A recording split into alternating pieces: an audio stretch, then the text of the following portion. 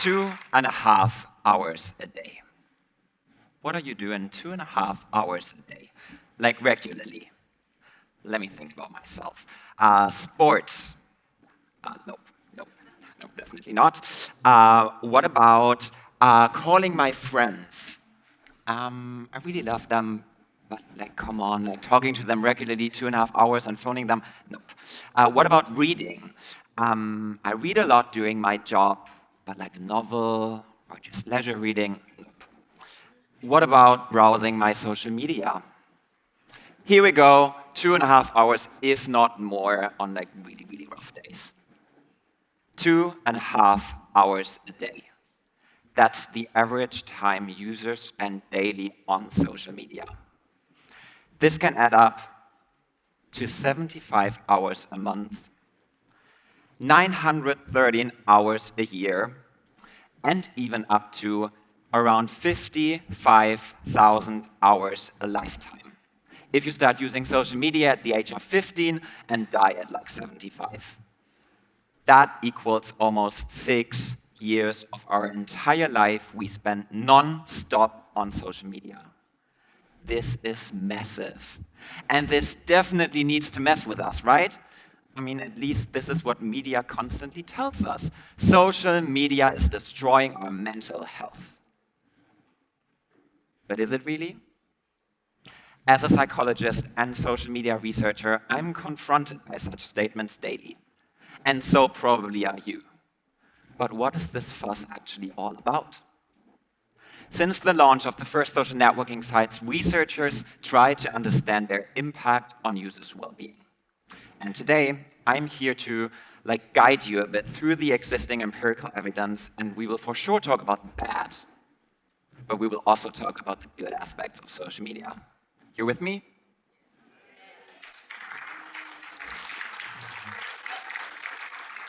So when I started my research, I decided to zoom in a little and look at which specific aspects of social media can be hurtful to users and which can be good. And I think as a first starting point, it simply makes sense to just first look at what emotions users actually experience when they're on social media. There's a great study from 2013 that was conducted by Hanna Krasnova, who's the professor and research leader of our team. And back then, she had a brilliant idea. She just simply asked participants what they're actually feeling after being on Facebook. And here are the results. 44% of all users reported positive emotions, such as fun and enjoyment. Pretty good, right? Everybody seems to be having a really, really good time. Nothing to worry about. Well, there's a little downer because also 37% of all users reported negative emotions. Of these negative emotions, one particularly stood out. It has actually been identified as the top emotion that users experience when they are seeing others' content. Got an idea about which emotion I'm talking about? It's envy. But why envy and what is envy? Envy is actually a hurtful emotion that arises whenever we compare ourselves to people that have something that we really want to have for ourselves as well. But why is it so common on social media? There are at least 2 reasons for that. The first is social media are highlight reels. So on social media, people tend to just talk about the good aspects of life and tend to leave out the rest. I don't know, but would I post a picture of myself being tired and exhausted from my job on my couch in front of my TV? Well, probably not. And I guess that counts for most of us, right? So on social media, you're more likely to see beautiful vacation pictures, fun with friends and families, successes, perfect bodies. And of course, this is super envy-inducing because if we start comparing our lives with all its known ups and downs to these perfect and hyper-glossy images of others, that's a game we're quite likely to lose, right? But there's also a second reason that makes social media so envy-inducing, and this is because social media shows you everything you care about. All of our social media feeds look different, right? Even if we would follow exactly the same accounts. This is because social media has kind of clever algorithms working on the platforms that suggest you content from similar others and content that matters to you. Doesn't sound like a big deal, right? I mean, like, who's interested in seeing super irrelevant stuff? Well, envy, unfortunately, is more likely if we compare ourselves to people that are similar to us over something that matters to us. Let me give you an example. Imagine I would see a picture of a 50-year-old guy flexing about his new and super expensive car.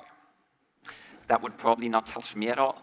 Like, first of all, because that person probably lives a totally different life than I do and can potentially really easily afford new cars. And second, I mean, like, look at me. Do I look like a guy that cares about cars? Nope.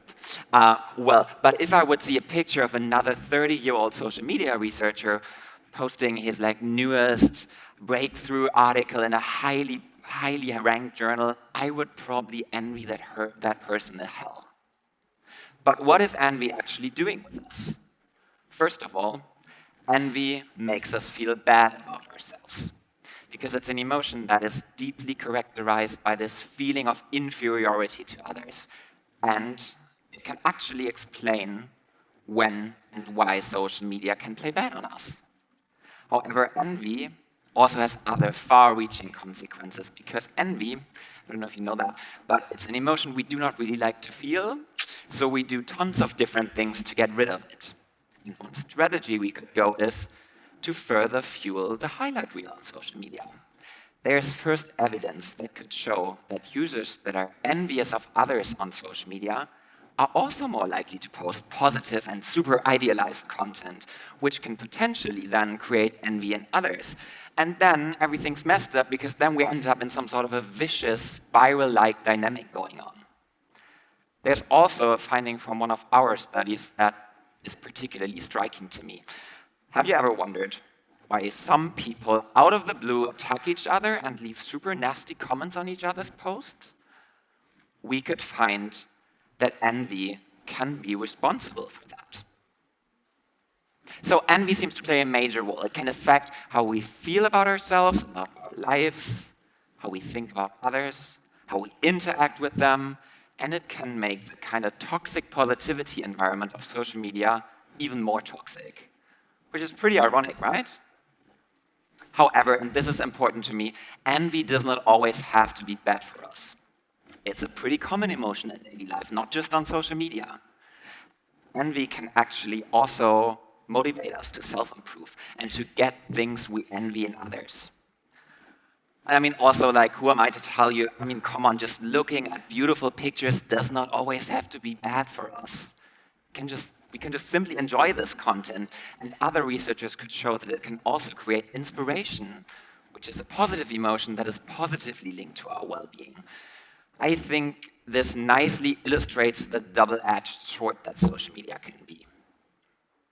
So now that we talked about an undoubtedly bad aspect of social media, maybe let's go back to our first initial question of, does social media use harm our well-being in the end? I think to answer this question, it makes sense to zoom out again and then look at all the empirical studies that were actually conducted in the past 2 decades. And if you do that, guess what? Social media researchers still cannot provide a clear answer to this question. At least the picture doesn't look as doomy as a lot of people think it is.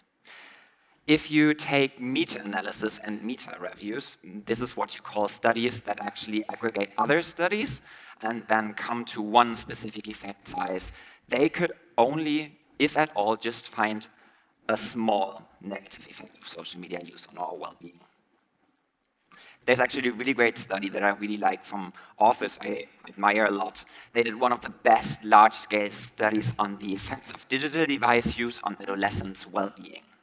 And they could also just find a really small negative effect of social media use on well-being. And just to give you some benchmarks, the effects of being bullied or smoking weed on well-being have been found to be 2 to 4 times larger than the effect of social media on well-being. In fact, that's really what I like about the study, the effect of social media use on well-being has been found comparable in its size to that of eating potatoes on well-being.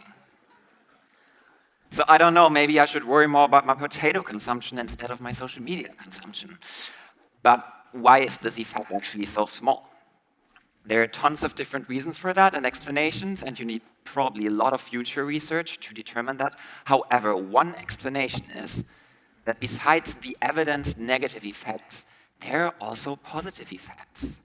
Social media can also improve our well-being. There's evidence that shows that social media usage can connect people, bring them closer together, that it can lower perceptions of loneliness, that it can increase our self-esteem, so there are positive effects as well. So to end this talk, I think just superficially condemning social media doesn't bring any further. Because social media undoubtedly has evidenced bad aspects to it, but also positive effects, and it critically depends on what you're doing on the platforms. Of course, it's mainly on the platform providers to combat potential negative effects. But it's also on us. We have control over what we're doing and how we're engaging with the platforms. We have agency. We're not just silent puppets, and social media is not just happening to us in some way. We have power. So maybe the next time you open your social media app, think critically. Think critically about the content that you're seeing. Think critically about your emotions. What are you feeling? Listen to them. If some accounts make you feel bad about yourself, mute them or unfollow them. It's as simple as a click of a button. But also critically reflect your own behavior on these platforms. Why are you posting certain things? What this can potentially do to others. Social media platforms are likely to not go away in the near future, I guess, so we have to find ways to live and cope with them. And I think critical thinking could be a great starting point. Thank you.